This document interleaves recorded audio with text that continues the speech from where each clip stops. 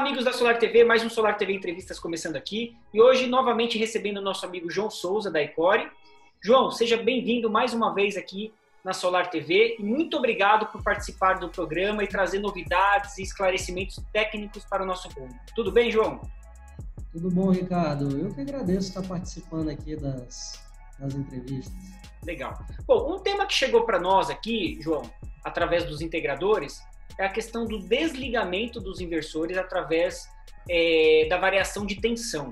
Então, eu queria trazer esse tema para você e você explicar para a gente o que é isso, João. Tá. Então, vamos desde o princípio, né?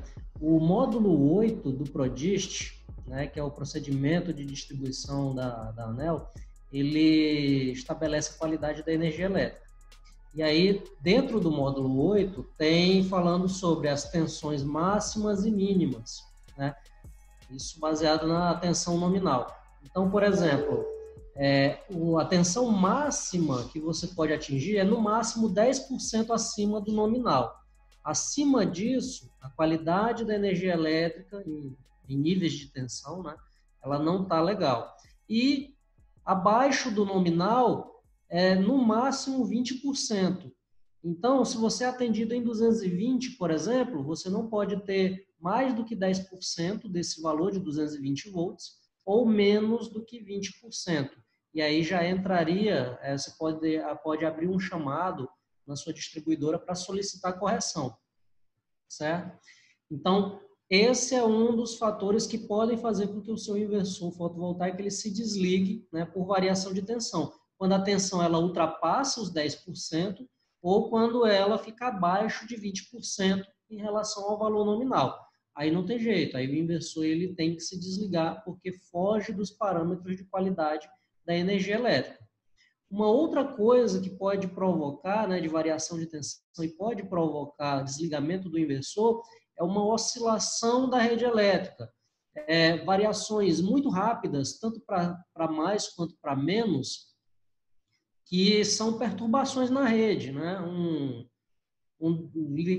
A ligação de um equipamento ou desligamento de um equipamento na rede, né?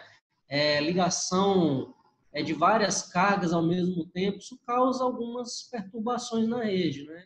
Esses são um dos motivos, mas tem vários outros motivos que podem causar perturbações na rede, que aí você vê uma oscilação. Antigamente, quando você tinha lá uma lâmpada incandescente em casa, às vezes, num determinado horário, uma situação, você via a lâmpada quase que piscando, né? Aquilo ali é uma oscilação na rede. É o nível de tensão que você conseguia perceber lá na iluminação, né? Na quantidade de luz que a lâmpada incidia. Às vezes ela ficava muito fraca, ou seja, a tensão ela diminuiu. Às vezes ela dava uma piscada mais forte, porque teve um pico de tensão. Exatamente. Isso quando não queima a lâmpada, né? Exato. Então, oscilações, perturbações na rede também podem provocar o desligamento do inversor. O que é que o inversor faz? Ele fica monitorando a rede, né? Porque o inversor ele não gera tensão sozinho.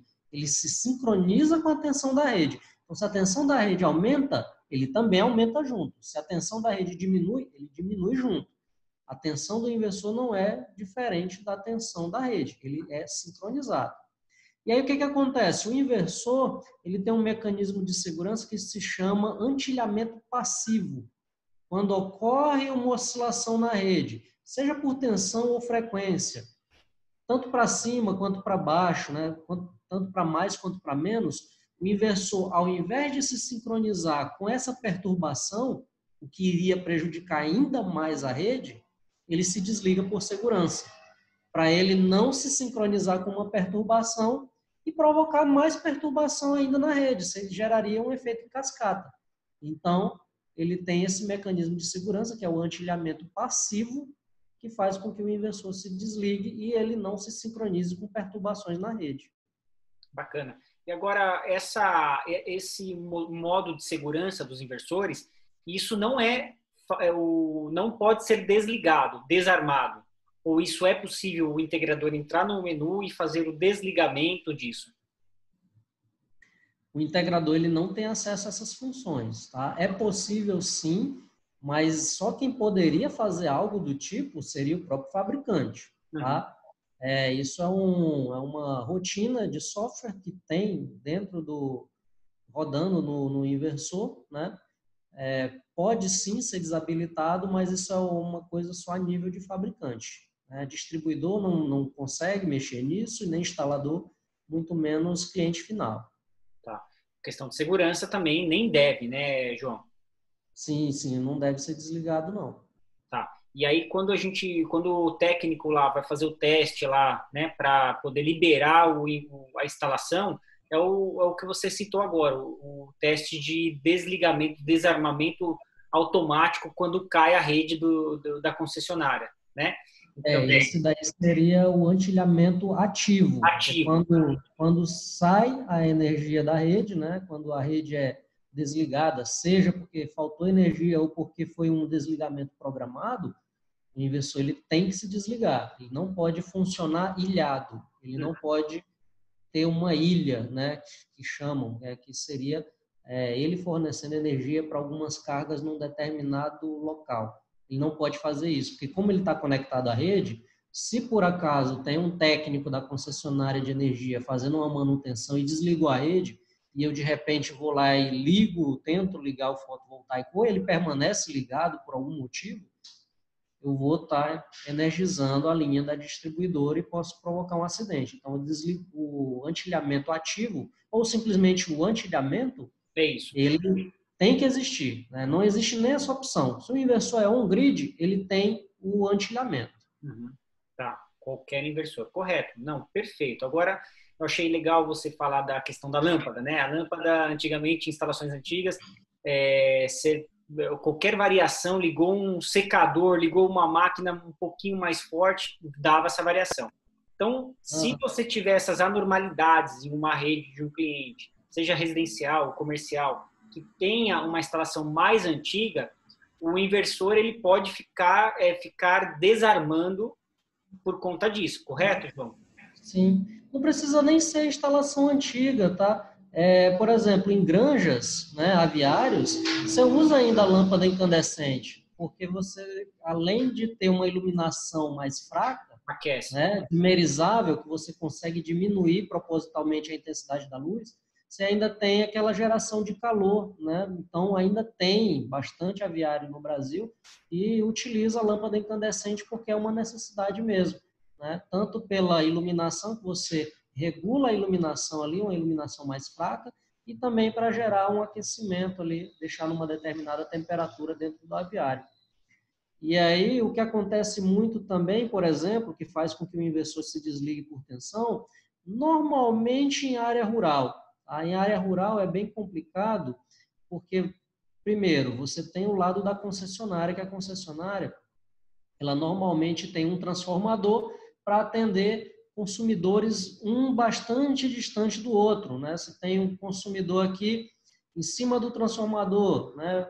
E aí você tem um outro consumidor, sei lá, daqui a 2 quilômetros, né? Então é mais distante.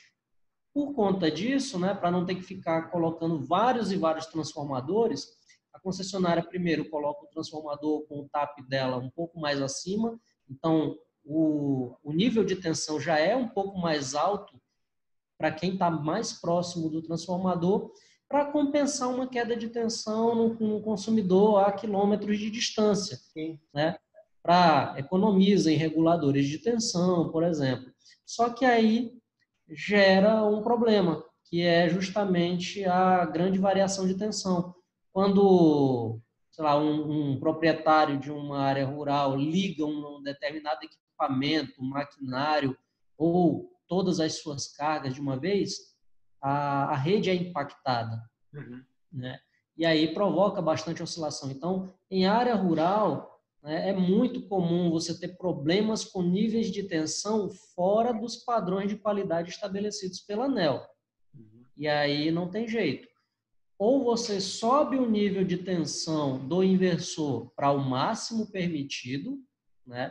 O máximo permitido pelo módulo 8 do PRODIST, ou você vai ter que solicitar para a concessionária corrigir, porque é um problema da distribuição, né? Se está Sim. fora, está acima dos 10% ou abaixo dos 20%, é um problema de distribuição. Raras exceções, né? Algumas exceções para algumas localidades onde esses níveis têm uma tolerância maior. Eu não conheço, né? Mas há relatos de pessoas que dizem, não, mas aqui é mais 15%. Enfim, no módulo 8 está estabelecido que é mais 10% e menos 20%. Se tem algum local que por algum motivo especial ele foge dessa regra, aí eu não consigo te afirmar Tá. com certeza. Mas existe uma regra. Se está fora desses parâmetros, a concessionária ela tem que ir lá corrigir. Ok. E nem sempre a concessionária vai de pronto atender ali aquele local, aquele estabelecimento específico, né? Principalmente se tratando de rural ali, a gente sabe quanto demora, como é difícil em algumas concessionárias acontecer isso. Bom, mas vamos lá. O integrador que assumiu o projeto, vai fazer a instalação, ele tem algum outro tipo de equipamento que, se ele instalar, num exemplo, numa granja, que ele possa acoplar ao sistema fotovoltaico para não ter esse problema de desligamento? Você sabe me dizer isso? Não tem, Ricardo. Isso é um problema até difícil de ser diagnosticado, né? Porque, assim, o instalador, quando ele vai vender o sistema, ele primeiro vende, né, e faz uma visita técnica e dificilmente ele faz uma análise da qualidade da rede. Porque quem tem que garantir que a rede está dentro dos padrões de qualidade é a própria distribuidora. Não é uma função do instalador verificar. Dá para verificar? Tem algum equipamento que dá para verificar isso? Dá. Se chama analisador de qualidade de energia e você é um data logger, tá? Você fica medindo níveis de 30 tensão dias lá. e potência. Você tem que deixar no mínimo 7 dias, né? Normalmente as distribuidoras elas têm também esse equipamento, mas é lógico, para você solicitar uma medição de qualidade de energia, você tem que ter uma justificativa. Olha, eu estou com um problema aqui, toda hora o meu no break fica desligando ou ligando, fica instalando lá, liga, desliga, né? Eu tenho um problema de qualidade na rede, vou e peço, abro uma reclamação da concessionária, eles vão lá e instalam um medidor de qualidade de energia, 7 a 15 dias, né? É o período que eles deixam lá analisando, e aí o próprio equipamento dá um relatório se a qualidade da energia, os níveis de tensão estão dentro dos parâmetros ou não. Mas nem todo integrador tem esse equipamento, né? É um equipamento bastante caro, né? Isso é para quem trabalha mesmo com análise de qualidade da energia elétrica, né? Então, na hora de vender o sistema, dificilmente alguém vai deixar 7 dias medindo a qualidade da rede para saber se eventualmente eu vou ter um problema ou não, né? Então, normalmente, quando é detectado que tem um problema de qualidade da rede, é detectado depois da instalação. O próprio inversor começa a acusar, que o inversor começa a se desligar com frequência, e aí você vai ver sobretensão ou subtensão, Sai no né, relatório. várias vezes durante o dia.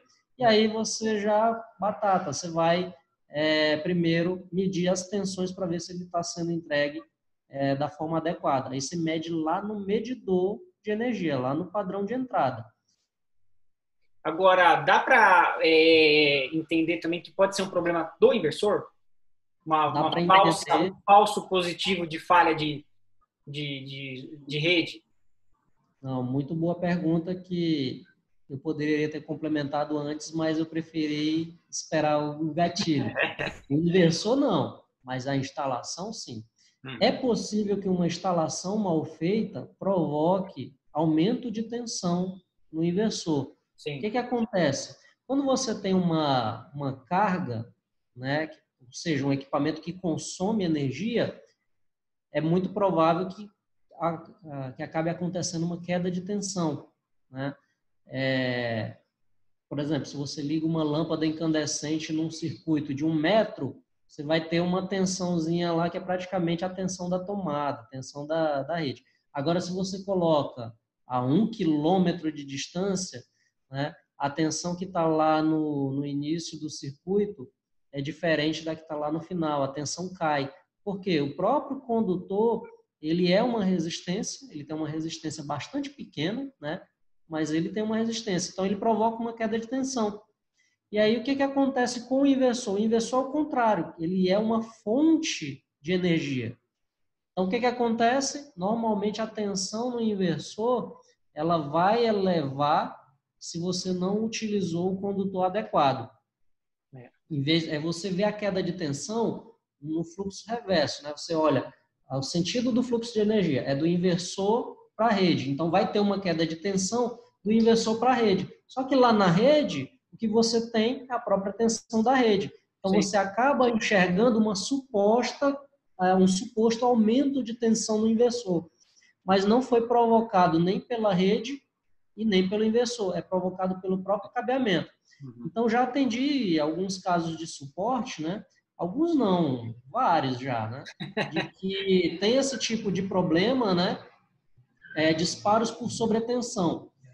E aí, primeiro, investiga-se se os condutores da instalação eles estão todos dimensionados de forma adequada. E não é só o condutor, não é só o circuito que alimenta o inversor. Se tiver um circuito dentro da edificação subdimensionado, ele também vai afetar.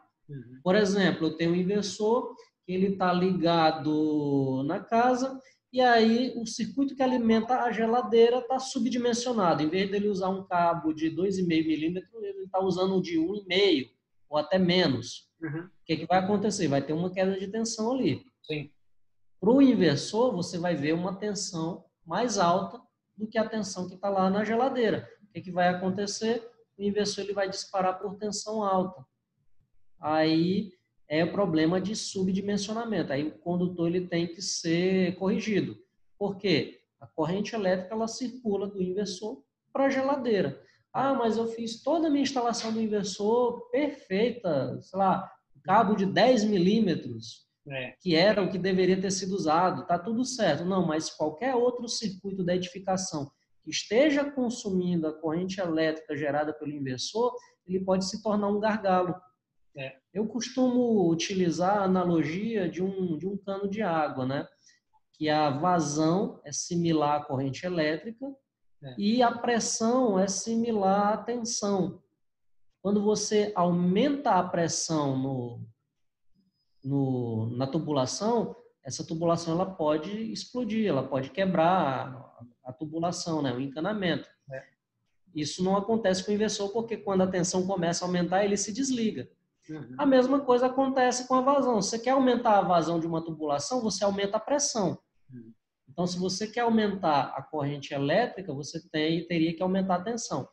No caso do dimensionamento, você não mexe com a tensão. A tensão é contínua. Como é que você acaba mexendo? Se você diminui a seção do condutor, ou se você diminui a tubulação do cano, o que vai acontecer? A pressão aumenta. E aí, isso o pessoal usa bastante para chuveiro, né? Vem com uma tubulação bem grande e depois diminui um pouco a bitola do condutor, que é para aumentar a pressão no chuveiro. É o mesmo princípio, né? Só que no caso do circuito elétrico, isso é ruim. Você provoca um gargalo para a corrente elétrica e aí você tenta escoar a corrente e não consegue escoar corretamente. A tensão no inversor, ela começa a aumentar. Não, isso é aí ele se desliga. É bom então, saber tudo isso. Então, instalação elétrica e as tensões nominais lá no padrão de entrada tem que ser verificadas quando você tem esse tipo de problema. Ou foi a instalação que está mal feita em qualquer circuito da edificação, tá? Não precisa ser exatamente o circuito do inversor, ou você vai verificar a tensão de fornecimento da concessionária. Só tem esses dois tipos de problema. Tá? Isso que o integrador tem que tomar muito cuidado, né, na hora de vender um projeto, de fazer uma instalação. Por quê? Vamos pegar um caso assim. O instalador fez tudo perfeito. Não é o problema da instalação. A instalação da parte do inversor está tudo ok, só que o inversor está desarmando. Tá, para o cliente final, ele vai entender que o problema é do integrador, do equipamento do integrador.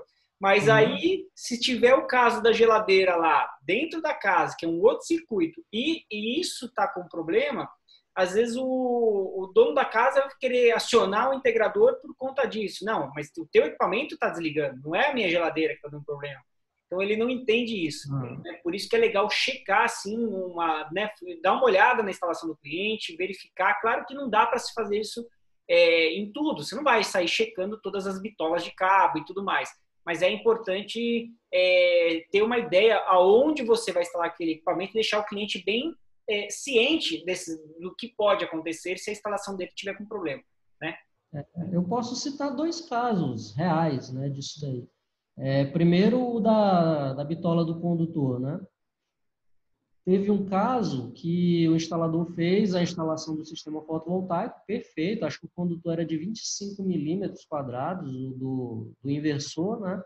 Só que ele fazia a ligação num ramal onde ele ligava num ramal de 10 milímetros quadrados, só que era um ramal da casa, né? Isso dentro de uma propriedade rural mesmo, né? Então, tinha o condutor de alumínio, que era o que alimentava a propriedade, e tinha o condutor de 10 milímetros, que era o condutor que ia para casa mesmo. Só que ele pegou e ligou o cabo de 25 milímetros diretamente no condutor de 10. Ali estava o gargalo, né? Ali era a mesma coisa de você ter uma instalação com um cabo de 10 milímetros quadrados, né?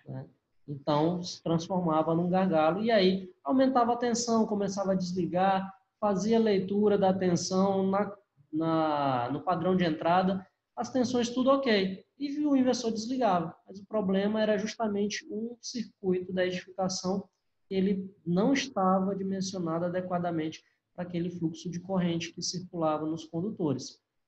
E um outro caso, que é relacionado à tensão de concessionária, é um caso até da minha tia. Ela mora numa cidade chamada Serrota, lá no interior do Ceará. Cidade bem pequena, deve ter 1.000 habitantes ou menos. Acho que tem menos. E o que acontecia? Eu acho que lá foi o primeiro sistema fotovoltaico a ser instalado e aí descobriu-se que a qualidade da energia elétrica que estava sendo entregue para a cidade inteira era muito ruim. Você tinha uma fase que a tensão estava lá em cima e uma outra fase que a tensão estava lá embaixo. Totalmente desequilibrado e fora dos padrões. Aí o que aconteceu? O próprio inversor, ele mostra, né, as curvas de tensão da fase 1, 2 e 3, e você observava essa diferença grande de tensão e o inversor ficava mais desligado do que ligado. Ele ligava de novo para tentar partir, mas a tensão não estava boa e desligava novamente. O que foi feito? Foi solicitada uma análise da qualidade da rede, né, para a concessionária. Lá no Ceará é a Enel, né? E eles fizeram a medição, deixaram o analisador durante 7 dias e detectaram que realmente estava precisando de uma melhoria na infraestrutura. E, inclusive, minha tia foi ressarcida, né? Porque isso implica em medições de qualidade da energia, implica em atender alguns requisitos da ANEEL. Minha tia ela foi ressarcida, né? Uma certa quantia lá. Isso é estabelecido pela própria ANEEL, tá? Um valor por conta de prejuízos por qualidade da rede. Só que eles detectaram equipamentos, né, João? Pode queimar equipamentos, inclusive. Lá minha tia tem um mercadinho, né? Então imagina, se o computador do caixa queima, como é que ela vai voltar para o tempo da década de 80, 90, que era na etiquetadora, né? E ter que etiquetar cada produto. Exatamente. Então, foi detectado o problema, né? E o problema era tão grave que teve que ser instalado reguladores de tensão para atender a cidade. Então, a cidade inteira se beneficiou no fim, né? Com tudo isso. Da instalação fotovoltaica. Exatamente. Porque a Enel ela foi fazer uma melhoria na infraestrutura, instalou reguladores de tensão, que já estava precisando, né, ter isso daí, e aí foi o próprio sistema fotovoltaico, ele gerou os relatórios ali para poder contestar a Enel. Ele provocou essa melhoria. Então, é uma das vantagens também dos sistemas fotovoltaicos, né? Em locais onde a qualidade da energia elétrica não está legal, ele vai identificar, ele vai começar a desligar, e aí, se é problema mesmo da qualidade da energia, você pode solicitar uma medição da qualidade da energia, e aí, se identificado nos relatórios gerados pelo equipamento que realmente a qualidade da energia está ruim, a distribuidora ela tem que tomar as providências para deixar todos os níveis de tensão e frequência dentro dos padrões estabelecidos pela ANEEL. Que legal. Esse caso da minha tia demorou 1 mês e meio para resolver essa situação. Entre abrir o chamado, fazer as medidas, instalar os reguladores de tensão e deixar a rede redondinha. Legal. Foi rápido, foi bacana, foi bem... Para você ver como os inversores são seguros, né? O inversor não foi afetado, não estraga o inversor, não queima o inversor, né? Pelo contrário, ele é inteligente o suficiente para se desarmar, se desconectar e ainda serviu aí para melhorar a infraestrutura de uma cidade. Olha que bacana, muito legal mesmo.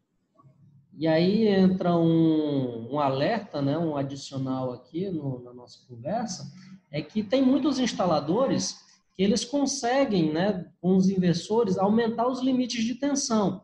Por exemplo, se eu não me engano, em 220, o máximo que você pode elevar, 10%, daria 242 volts. Tem instalador que consegue e eleva essa tensão para mais do que isso, né, 246 e por aí vai. Aí fica o alerta, não é o ideal fazer isso, porque você pode ter um computador, uma televisão, algum equipamento na sua casa que se chegar nesse equipamento 245 volts pode danificar o equipamento. Então, todos os equipamentos eletrodomésticos, eles estão preparados, tá, para aceitar, para ter essa tolerância de mais 10% ou menos 20% sem queimar. Quando você sai desses limites, você está sujeitando esses equipamentos a queimar. Se não queimar de imediato, você pode estar estressando o equipamento e diminuindo a vida útil dele. Ele pode até não queimar na hora que você eleva lá a faixa de tensão, mas você pode ter reduzido a vida útil e ele vai queimar lá na frente, né? Porque ele não foi feito para trabalhar com níveis mais altos do que 10% ou menos do que 20%. Bacana. Nossa, muito legal, João. Bacana mesmo a nossa conversa aí. Era um tema que eu queria muito conversar com você sobre isso, porque muitos integradores perguntaram para a gente sobre isso, tá ok? E é isso. Mais uma vez agradecendo sua participação, João Souza da Ecore. João, muito obrigado e nos vemos nos próximos vídeos. Obrigado, Ricardo.